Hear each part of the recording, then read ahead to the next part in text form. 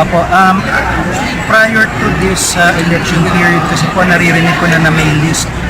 Well, nababalitaan na natin po na may list, pero hindi po siya lumalabas talaga. So,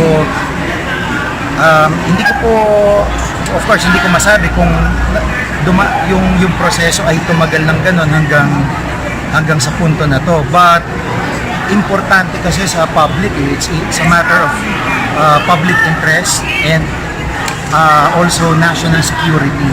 Kaya karapatan din ng mamamayan na malaman at makita kung sino dapat nilang iboto at makapili talaga sila ng leader as long as kumpleto pa ebidensya, kumpleto po yung intel report, talagang airtight po yung information na hawak ng mga otoridad.